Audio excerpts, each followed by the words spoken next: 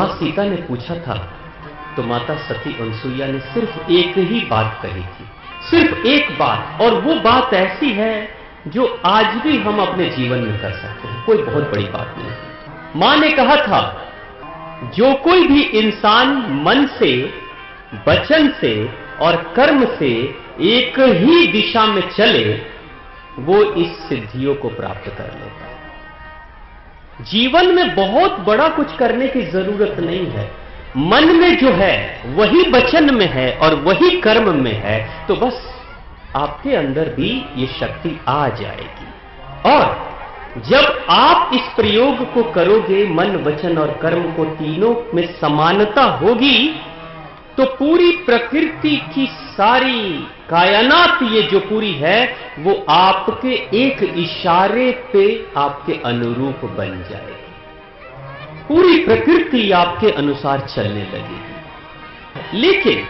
हमारे जीवन में क्या हम अगर माता सती अनसुईया की बात को, कथा को सुन रहे हैं, मां आदि शक्ति की कथा को सुन रहे हैं, तो क्या उसके अनुरूप अपने जीवन में कुछ कर रहे हैं?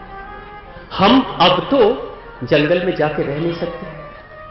अब किसी मां को कहा जाए कि हे देवी आपका विवाह होगा, लेकिन आपका जो पति परमेश्वर है वो अत्रि ऋषि की तरह जंगल में रहेगा, तो मां कहेगी कि शादी कैंसिल कर दो पहले ही। वो मेरी बहन कहेगी शादी पहले ही कैंसिल कर दो, हमें तो देखना है लड़का कैसा है, ऐसा नहीं कहीं भी बांध दिया किसी के साथ चलेगा है। अब वो संभव नहीं है, लेकिन जो उन्होंने कहा, जो मंत्र बताया वो तो संभव है। अब जिन किसी के भी जीवन में मन, वचन और कर्म तीनों में भेद रहता है, वो क्या करते हैं और उनके जीवन में होता क्या है? एक बीमारी होती है, एक ऐसी बीमारी, आज तक आपने सुना होगा कि उम्र के साथ बीमारियां होती हैं, खान पान के साथ बीमारियां होती हैं, लेकिन कुछ बीमारियां ऐसी होती हैं जिसका निर्माण, जिसको जन्म आप खुद ही करते हो। यानी आप खुद ही, हम खुद ही अपने बीमारियों को जन्म दे रहे हैं, और उन्हीं तरह की बीमारियों को ऑटो इम्यून डिजीज कहते हैं।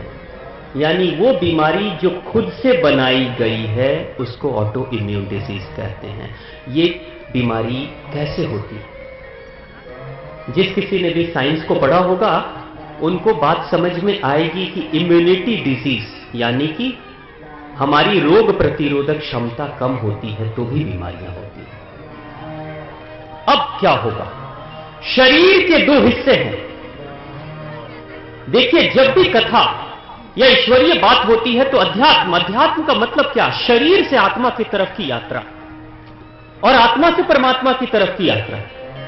तो शरीर के तल पे अगर हम पूरा जीवन गुजार देते हैं तो आत्मा की तरफ कभी सफर नहीं कर पाएंगे, और आत्मा की तरफ सफर नहीं करेंगे तो कभी परमात्मा तक पहुंच नहीं पाएंगे। तो ये सारी कथाओं का प्रयोजन यही है कि हमारी यात्रा आत्मा से, शरीर से आत्मा, आत्मा से परमात्मा तक पहुंच जाए। तो पहले शरीर से तो मुक्त हो, शरीर में तो बीमारियां हो गई, तो ऑटो इम्यून डिजीज वो लोग करते हैं जो माता सती अनसुईया के विरुद्ध चलते हैं। बहुत गहरी बात। अब होगा क्या? आपका कोई मित्र है, बहुत ध्यान से समझिएगा, आपके जीवन की बहुत बीमारियां खत्म हो जाएंगी सिर्फ इसको, इस पूरे थ्योरी को, इस प्रिंसिपल को समझ लेने मात्र से। आपका कोई मित्र है जो आपसे प्रेम करता है, जो आपका शुभचिंतक है, आपके बारे में अच्छा सोचता है, लेकिन किसी कारण से जब आप उसकी मदद लेते हो तो आप लेते रहते हो, लेकिन जिस दिन उसको मदद करने की जरूरत पड़ती है उस दिन आपके अंदर से आवाज उठती है, छोड़ो ना, क्या जरूरत है करने की। माता रानी की बात, छोड़ो ना, इसको क्या जरूरत है करने की। तो पता है क्या होता है? आपको प्रेम किसी से क्यों हुआ? ऐसा नहीं है कि सिर्फ प्रेम आंखों के कारण से होता है, नहीं, पूरे शरीर के, हमारे अस्तित्व के सारे रोम रोम सेल्स भी किसी को प्रेम करने लगते हैं। आंखें बंद होती, आप कभी भी ध्यान से देखना, जानवर जब पैदा होता है तो आंखें बंद रहती हैं। देखा आपने? बच्चा जो शिशु जन्म लेता है उसकी आंखें भी खुली तो होती है। मनुष्य का जो बच्चा होता है आंखें खुली होती है, लेकिन वो अपनी मां को पहचान नहीं सकता। एक बालक अपनी मां को कैसे पहचानता है? मां की गोद में जब जाता है तो शांत हो जाता है, और दूसरी मां की गोद में जाता है तो वो रोने लगता है। क्यों? आप सभी माताएं बैठी हैं, आपको अनुभव होगा क्यों ऐसा होता है। शिशु की बुद्धि तो चल नहीं रही, याद रखने की क्षमता तो है नहीं, मां के चेहरे को पहचान सकता नहीं, मां के वस्त्र को पहचान सकता नहीं, लेकिन मां के गोद में शांत हो जाता है और दूसरी देवी के गोद में जाकर रोने लगता है। मामला क्या है? वो पूरा अस्तित्व उसका, रोम रोम कण कण सुगंध मां की भी पहचानने लगता है कि मां के गोद में जाकर मां के शरीर से जो सुगंध निकल रही है उसके गंध को भी पहचान लेता है शिशु, और मान लेता है कि मेरी मां यही है। जानवर भी ऐसे ही पहचानते हैं। एक प्रयोग करके कभी देखना, अगर कोई गौ माता कभी किसी बछड़े को जन्म देती है ना, जन्म देती ही उस बछड़े को अगर आप हटा लोगे और 2 दिन अलग रख दो या 1 दिन भी रखो, तो दूसरे से तीसरे दिन वही मां अपने बच्चे को दूध नहीं पिलाती। क्यों? पैदा होते ही उसको चाटने लगती है। चाट कर क्या करती है? अपने पूरे अस्तित्व को खबर करती है कि यही मेरा बच्चा है।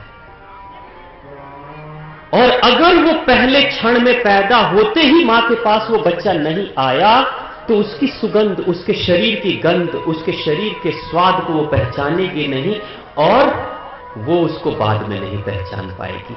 तो बच्चा अंधेरे में भी जन्म लेगा, गौ माता एक बार उसको चाट लेगी, तो 10 दिन के बाद भी वो बच्चा आएगा तो उसके शरीर के गंध से पहचान लेगी कि मेरा बच्चा यही। लगाव सिर्फ ऐसा नहीं है सिर्फ आंखों से और बुद्धि से है, लगाव पूरे अस्तित्व से होता है।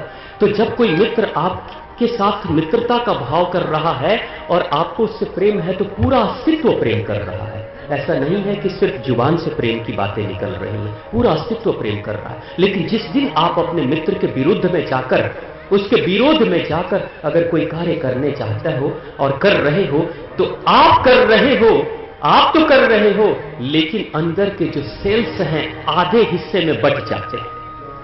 2 पार्ट में आपका पूरा अस्तित्व बिखर जाता है। अंदर से जो कोशिकाएं हैं, पूरा अस्तित्व कहता है मदद करो क्योंकि उसने तुम्हारी मदद की थी, लेकिन बाहर का मन कहता है छोड़ो ना, क्या जरूरत है, बस लड़ाई शुरू।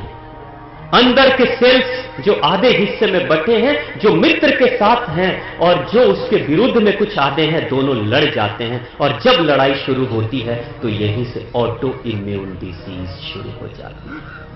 इंसान कुंठित होने लगता है, बीमारियों को पालने लगता है। तो माता अनसुईया यही कहती है कि मन, वचन और कर्म तीनों से जो एक दिशा में प्रवाहित होता है, वो पूरे अस्तित्व के साथ मिल जाता है। फिर पूरा अस्तित्व, ये प्रकृति, ये पृथ्वी, ये आकाश, ये वायु, ये जल, सभी उसके मित्र होते हैं, सभी उसके मित्र होते हैं। कहा जाता था कि महावीर जैन जब चलते थे, आपको पता है ना, महावीर जैन वस्त्र नहीं पहनते थे, निर्वस्त्र रहते थे। पैरों में अब चप्पल और जूते, सैंडल या खड़ाऊ नहीं पहना जाता था, नंगे पैर चलते थे। लेकिन महावीर जैन के अनुयायियों ने देखा था कि जब वो चलते थे नंगे शरीर से, तो आकाश में एक बदली चला करती थी उनके ऊपर ऊपर, ताकि सूरज की तेज रोशनी पड़ के उसके शरीर को जला ना दे। यानी पूरी प्रकृति आपकी दोस्त हो जाती है कि कहीं उसे चोट न लग जाए, उसकी चमड़ी कहीं जल न जाए। एक बादल चला करता था उनके ऊपर,